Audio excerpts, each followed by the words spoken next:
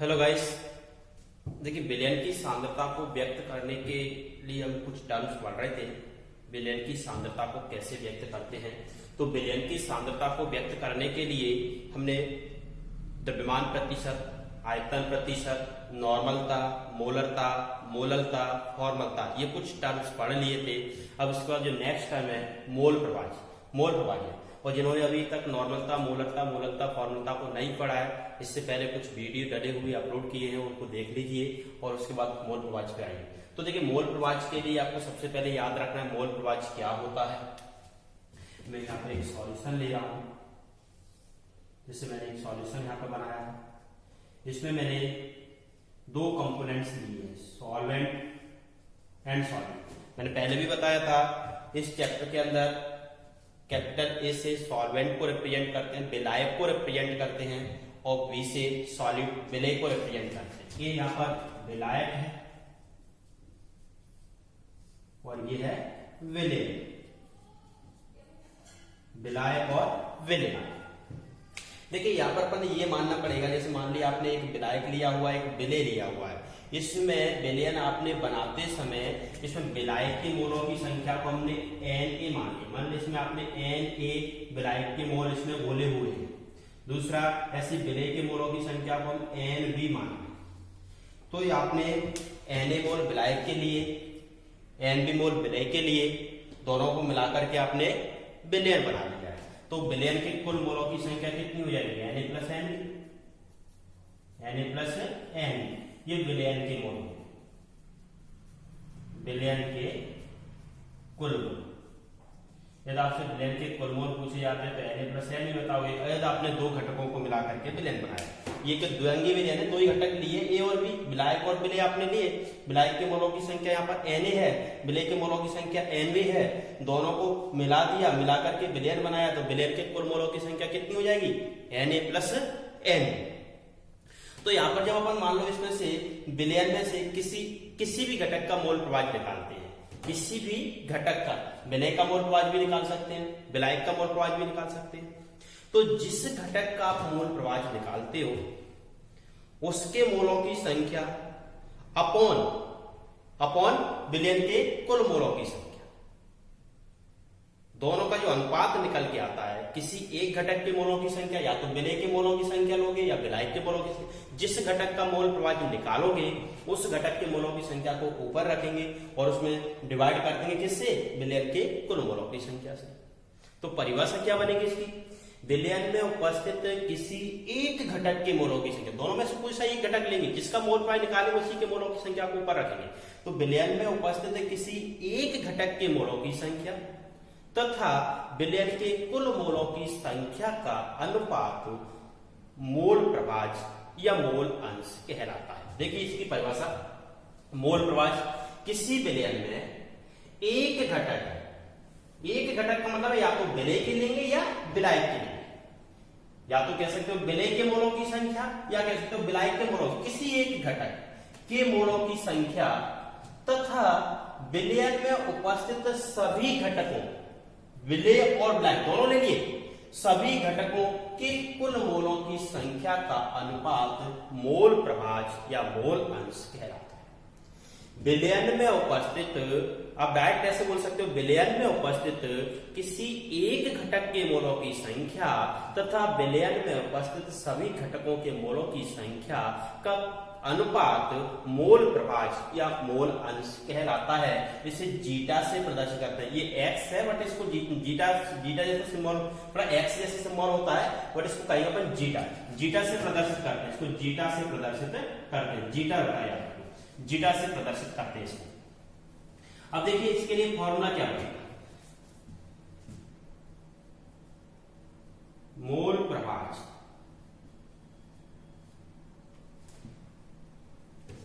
किसी एक घटक के मोलों की संख्या, किसी एक घटक के मोलों की संख्या अपॉन विलयन के कुल मोलों की संख्या, विलयन के कुल मोलों की संख्या। दोनों का अनुपात निकाला, क्या हो गया? मोल प्रभाज्य। कोई सा भी एक घटक ले लो, एक घटक के मोलों की संख्या और कुल मोलों की संख्या का जो अनुपात निकल के आता है उसे क्या कहते हैं? मोल प्रभाज्य। अब यहां पर हम मान लेते हैं, मान लिया आपके पास एक विलयन है, माना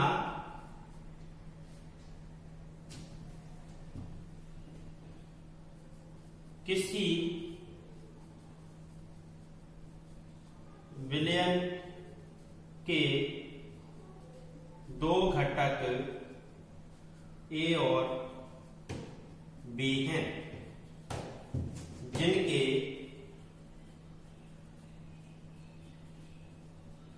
मोलों की संख्याएं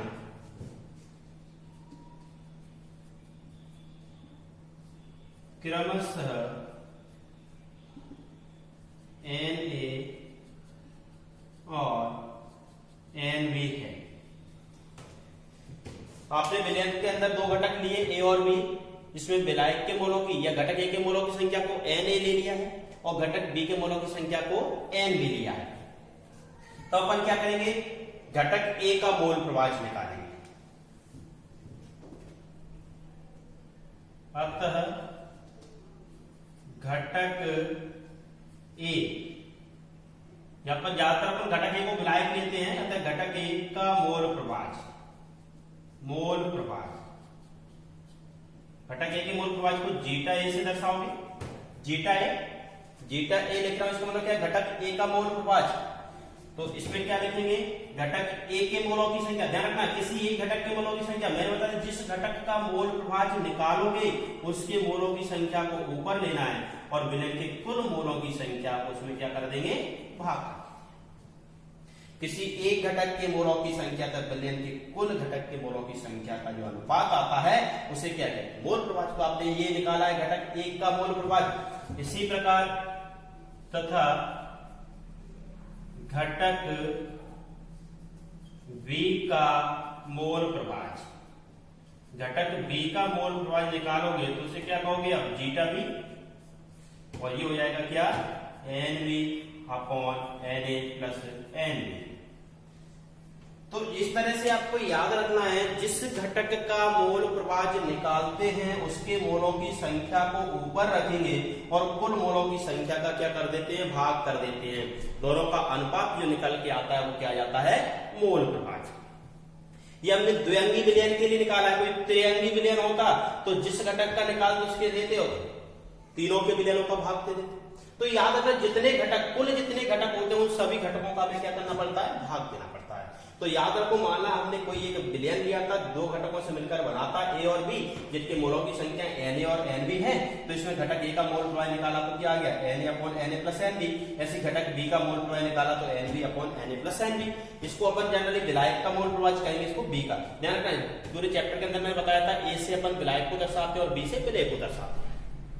एक इंपोर्टेंट पॉइंट और याद रखना है, विलयन के अंदर जितने भी घटक होते हैं, चाहे आप दो घटकों का विलयन बनाओ, द्विअंगी विलयन बनाओ, तीन घटकों का त्रिअंगी विलयन बनाओ, चार घटकों से चतुर्थंगी विलयन बनाओ, जितने भी घटक होते हैं उन सभी घटकों के मोल प्रभाज्य का योग हमेशा 1 होता है, इकाई होता है। तो जैसे हमने ये द्विअंगी विलयन बनाया, द्विअंगी, तो द्विअंगी विलयन में क्या करेंगे? जैसे घटक ए का मोल प्रभाज्य क्या ले रहे थे आप? Zeta A. घटक बी का मोल प्रभाज्य क्या ले रहे थे? Zeta B. इसका योग कितना आएगा? 1। यदि मान लो आपने कोई त्रिअंगी विलयन बनाया होता, इसमें तीसरा घटक भी आपने लिया होता, मान लीजिए यहां पर हमने एक तीसरा घटक सी ले लिया है, तो इसमें क्या हो जाएगा? Zeta A plus zeta B plus zeta C equal 1। अब जितने भी घटक लेते हो उन सभी घटकों के मोल प्रभाज्य का योग हमेशा 1 होता है। विलयन के अंदर जितने भी घटक होते हैं उन सभी घटकों के मोल प्रभाज्यों का योग हमेशा कितना होता है? 1 होता है। मैं यहां पर लिख देता हूं, विलयन में उपस्थित सभी घटकों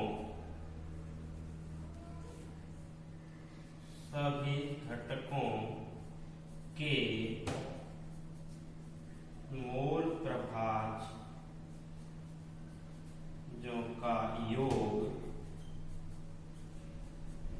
हमेशा इकाई होता है।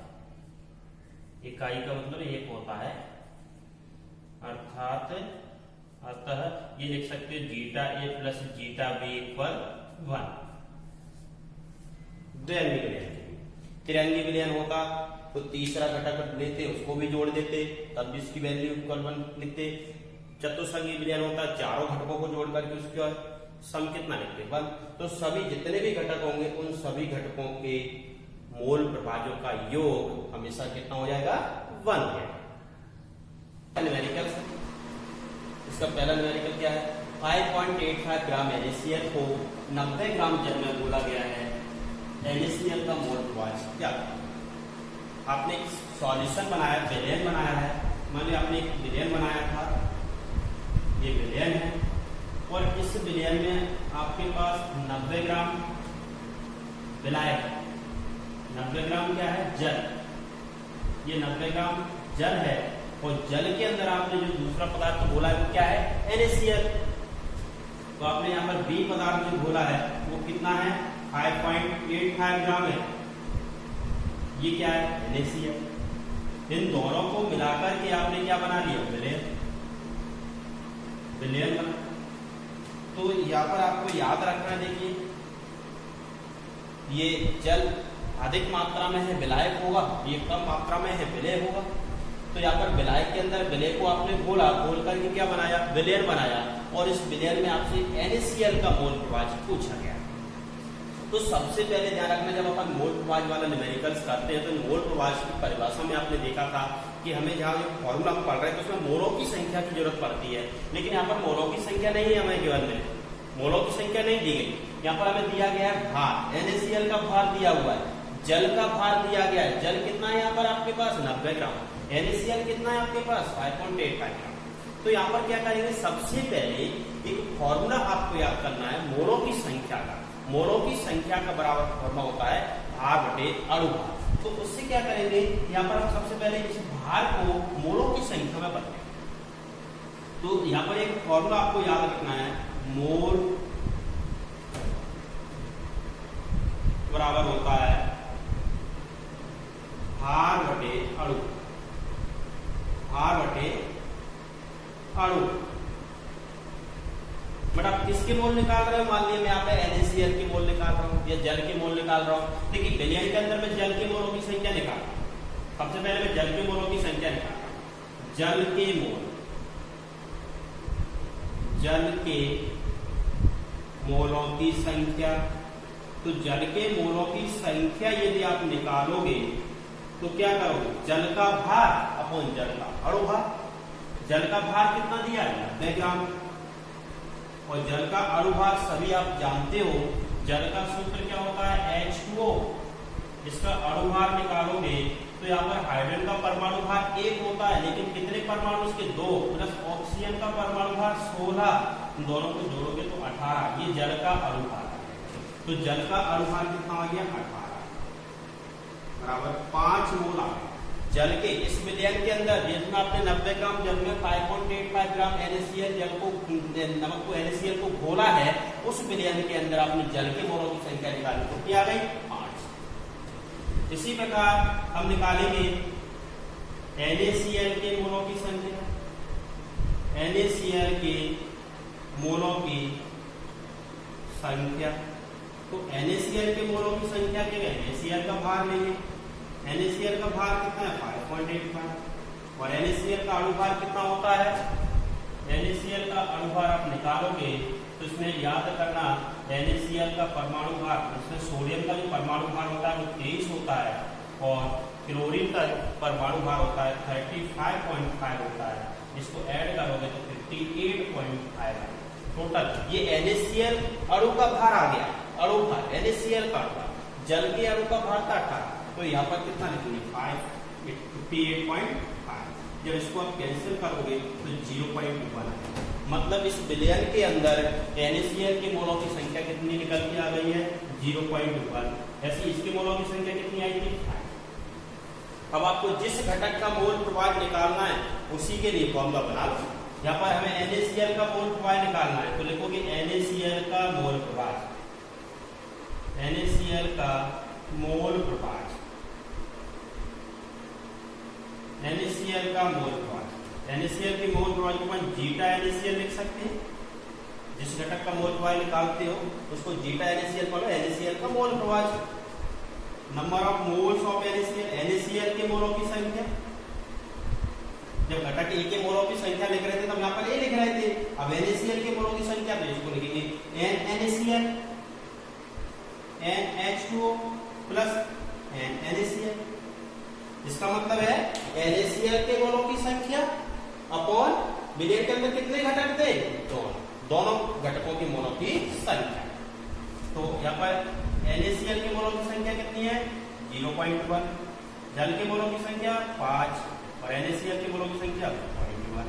इसको सॉल्व करोगे तो 0.1 अपॉन 5.1 आएगा और इसको सॉल्व करने के बाद आंसर आएगा आपका, सॉल्व करना पॉइंट से पॉइंट कट जाएगा, 1 में आपको 51 का डिवाइड करना है, 0.0196 आंसर आ जाएगा। इसकी कोई यूनिट तो होती नहीं है, यही तक आंसर इसका छोड़ देंगे तो 0.0196 का आंसर आ गया। यानी इसी तरह अगर मान लो इसमें आपसे जल के मोलों की संख्या पूछता तो जल का मोल प्रभाज लिखते, जल के मोल ऊपर रख देते, विलेय के कुल मोलों का भाग दे देते, उसको भी सॉल्व करता था। देखिए सेकंड न्यूमेरिकल है, एथिलीन ग्लाइकॉल के मोल प्रभाज की गणना कीजिए यदि विलयन में एथिलीन ग्लाइकॉल का 20% द्रव्यमान उपस्थित है। तो सबसे पहले क्वेश्चन को समझो, आपने एक विलयन बनाया, आपके पास एक विलयन है और इस विलयन में जो एथिलीन ग्लाइकॉल बताया गया वो केवल कितना है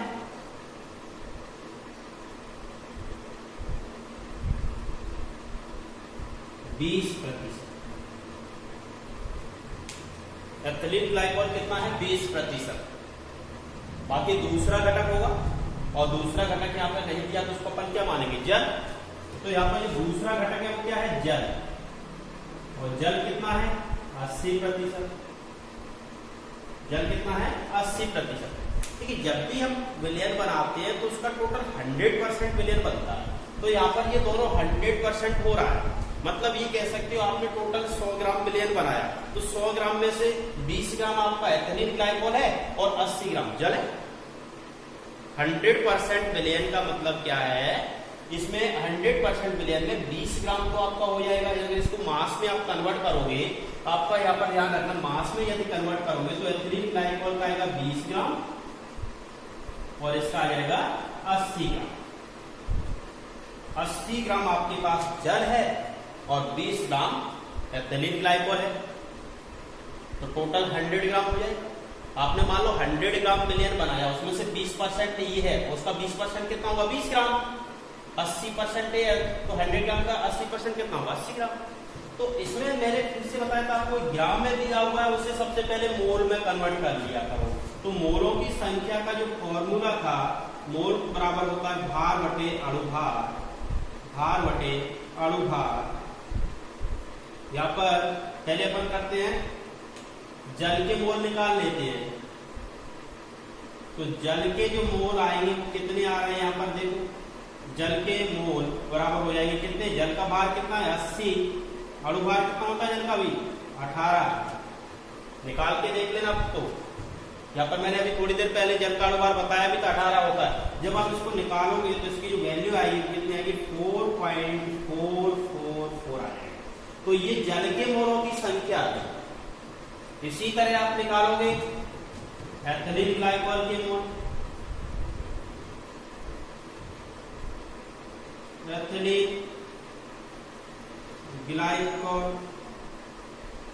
के मोल, और एथिलीन ग्लाइकॉल के लिए एथिलीन ग्लाइकॉल का भार कितना है 20, अणुभार फॉर्मूला दिया हुआ है, निकालना है।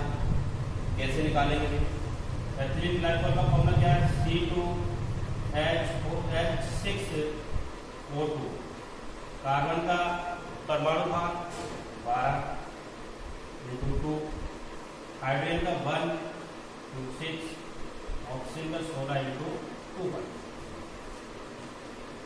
तो टोटल इसका जो परमाणु भार है वो कितना आ जाएगा, निकाल के देखो 24, 6, 32, निकालो कितना आ रहा है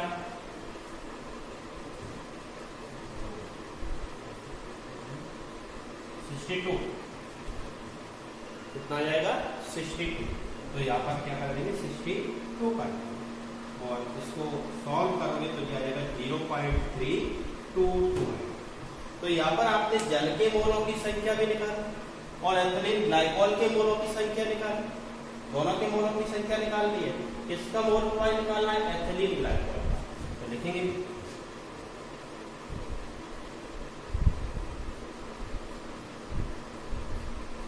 एथिलीन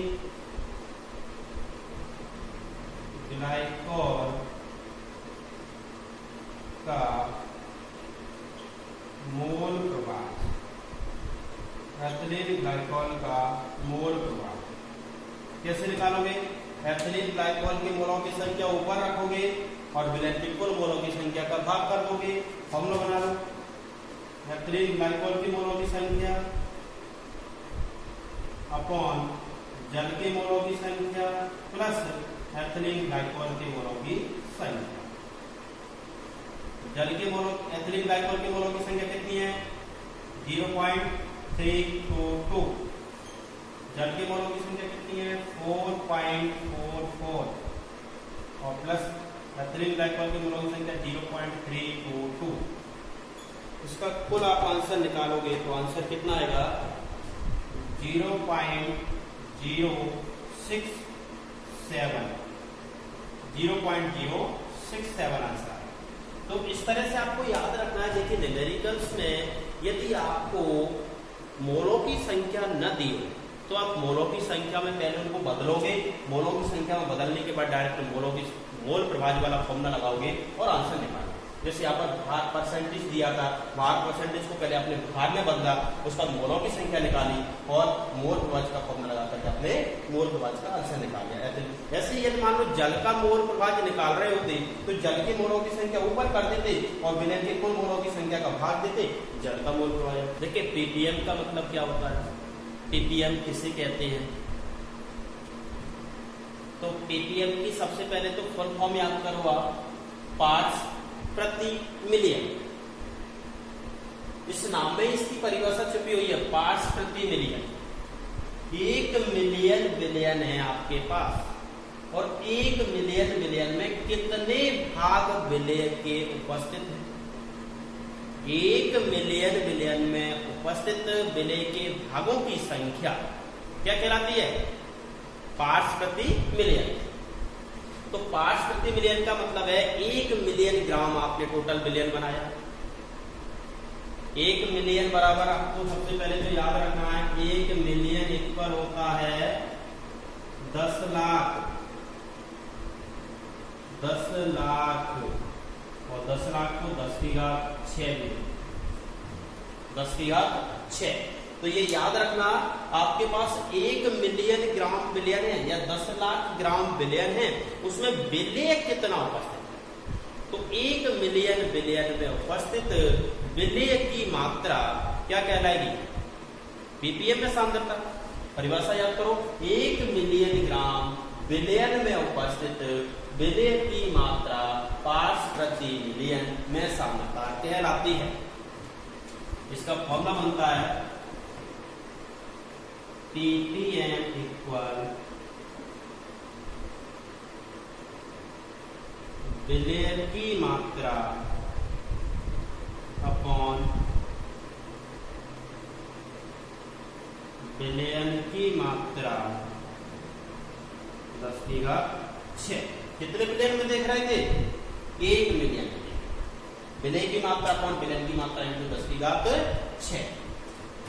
याद रखना, एक पॉइंट और इसके लिए इंपोर्टेंट है, विलयन में जब विलेय की मात्रा बहुत कम होती है, विलयन में विलेय की मात्रा बहुत कम होती है, तब उसकी सांद्रता को व्यक्त करने के लिए पीपीएम इकाई का उपयोग करते हैं। जब विलयन में विलेय की मात्रा बहुत कम होती है, तब पीपीएम इकाई तब पीपीएम में सांद्रता व्यक्त की जाती है, तब पीपीएम में सांद्रता व्यक्त की जाती है।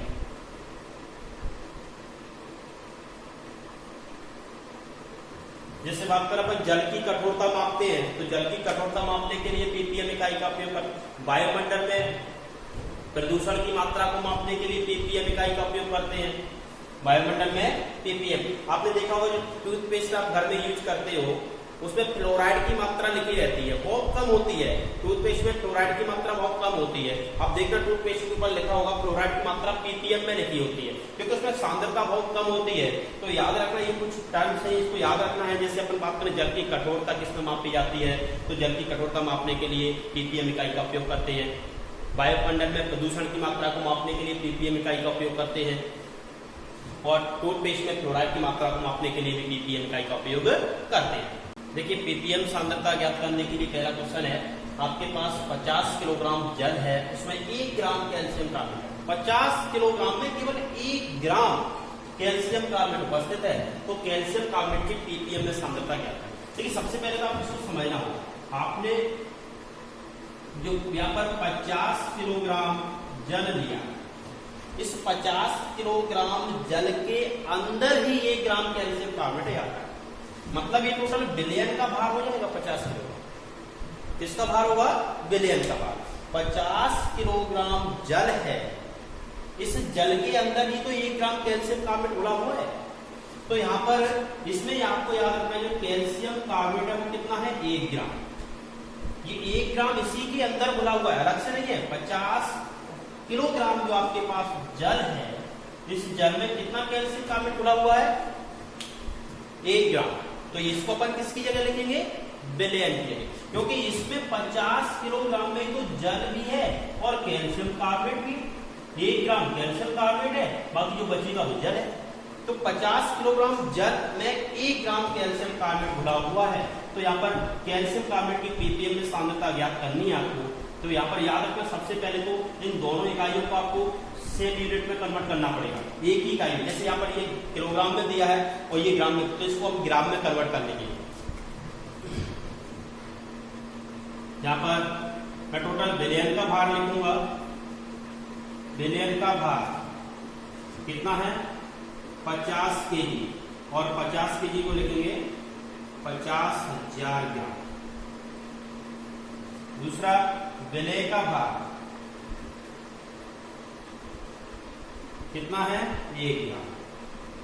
पीपीएम में सांद्रता ज्ञात करोगे, पीपीएम में सांद्रता किसकी निकाल रहे हो? विलय की तो निकाल रहे हैं। कितना है? 1 ग्राम इंटू वो सॉरी अपॉन में कितना आएगा? 50,000, और फॉर्मूले में 10 की घात 6 भी इसमें देखते हैं, क्योंकि 1 मिलियन बिलियन में देख रहे हैं, ध्यान रखना 1 मिलियन बिलियन की बात करते हैं। तो याद रखना पीपीएम में सांद्रता के लिए फॉर्मूला लगा दिया, विलय का भार, विलय का भार कितना है? अपॉन में बिलियन का भार इंटू 10 की घात 6। जब इसको आप सॉल्व करोगे तो सॉल्व करने के बाद कितना बचेगा? ये